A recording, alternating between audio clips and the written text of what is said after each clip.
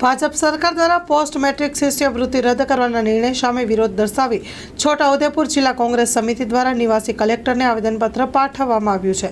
Story report by Saiyed Shumra, Chhota Udaipur. એ નિયતથી આ પ્રકારના પરિપત્રો કરી રહી છે। અમે કોંગ્રેસ પાર્ટી પૂરા ગુજરાતમાં આ પરિપત્રનો સખત વિરોધ કરીએ છીએ।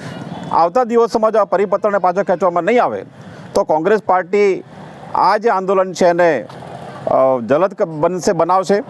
અમે એનો વિરોધ કરીશું અને મેં સાથે આપના માધ્યમથી ગુજરાતના છોટાઉદેપુરના આદિવાસી વિદ્યાર્થીઓ, યુવાનો, વડીલો, સામાજિક કાર્યકરો દરેકને અપીલ કરીએ છીએ કે આ પ્રકારના પરિપત્રથી આપણા શિક્ષણને, આદિવાસીના શિક્ષણને ખાડે લઈ જવો, નહીં ભણવા દેવા માટેની આ જે વૃત્તિ છે એ એમણે શરૂ કરી છે। આપણે એનો વિરોધ કરીએ અને આવતા દિવસોમાં આ પ્રકારની નિયતવાળા જે લોકો, જે પાર્ટીઓ છે એમને સરકારમાંથી બેદખલ કરવા માટેની તૈયારી શરૂ કરીએ, એ હું આપના માધ્યમથી દરેકને અપીલ કરું છું। ધન્યવાદ। જિલ્લા કોંગ્રેસ સમિતિ, એના હોદ્દેદારો, તાલુકાના પ્રમુખો, અલગ અલગ સેલના પ્રમુખો, અમે અમારા નેતા અને વિરોધ પક્ષના પૂર્વ નેતા ગુજરાતના માનનીય સુખરામભાઈ રાઠવા સાહેબના નેતૃત્વમાં સરકારને આવેદનપત્ર આપ્યું છે। આવેદનપત્રની વિગત એ છે કે ગુજરાત સરકારે, કોંગ્રેસ સરકારે 2010માં જે આદિવાસીઓ માટે શિષ્યવૃત્તિ શરૂ કરી હતી એ શિષ્યવૃત્તિ બંધ કરવા માટેનો પરિપત્ર કર્યો છે। અત્યારે એમણે મેનેજમેન્ટ કોટાની જે સીટો છે એને બંધ કરવાનો, અને આપણને ખબર છે કે થોડીક સીટો કાયદેસર ભરે છે, બાકીની ખાલી રાખીને બધી જ મેનેજમેન્ટ કોટામાં ભરે છે, તો એમની શિષ્યવૃત્તિ બંધ કરવાનો પરિપત્ર કર્યો છે। સરકાર શ્રી આદિવાસી વિસ્તારમાં આવેલી શૈક્ષણિક સંસ્થાઓમાં જ્યાં નર્સિંગના કોર્સ ચાલતા હોય કે ડૉક્ટરનો કોર્સ ચાલતા હોય કે એન્જિનિયરિંગના કોર્સ ચાલતા હોય કે અન્ય ઉચ્ચ શિક્ષણના કોર્સ ચાલતા હોય અને મેનેજમેન્ટ કોટામાં જેણે એડમિશન લીધું છે તેવા વિદ્યાર્થીઓનું સરકાર તરફથી મળતી પોસ્ટ ગ્રેજ્યુએટ માટેની જે સહાય છે, સહાય બંધ કરવામાંનો નિર્ણય લીધો છે।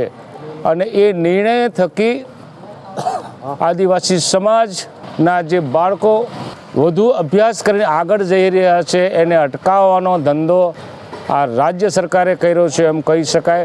ભારત સરકારે કર્યો તો ભારત સરકારે કર્યો કહેવાય, અને ભાજપની સરકારે જ કર્યો છે એમ કહું તો કંઈ ખોટું નહીં।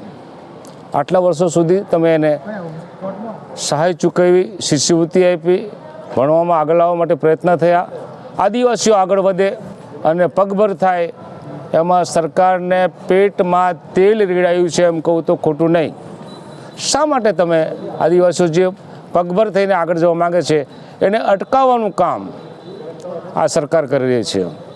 અને આ જે પરિપત્ર બહાર પડ્યો છે એ પરિપત્ર સરકાર, ગુજરાત સરકાર પણ એને રદ કરવા માટે પ્રયત્ન કરે, જાતે બનાવ્યો સરકાર, ગુજરાત સરકારે નિર્ણય લીધો હોય તો એને રદ કરે, અને ભારત સરકારે જો એને બહાર પાડ્યો તો ભારત સરકાર રદ કરે।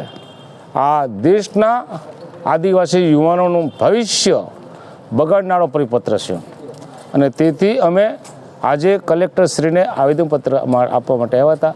આવેદનપત્ર આપ્યું છે, પરિણામ અમે દેખીએ છીએ કે કેટલા દિવસમાં આ કરે છે, નહીં તો એ વાત નક્કી છે કે આદિવાસીઓને આગળ ભણતા અટકાવવા માટેનું એક આ ષડયંત્ર છે, અને એ કોના થકી થઈ રહ્યું છે એ અમે જાણીએ છીએ। હમણાં વાત નથી કરવી, અમે જ્યારે છોકરાઓ બધા ભેગા થશે અને અમારા છોકરાઓ, નવા યુવાનો છે એ યુવાનોને આગળ આ વાત।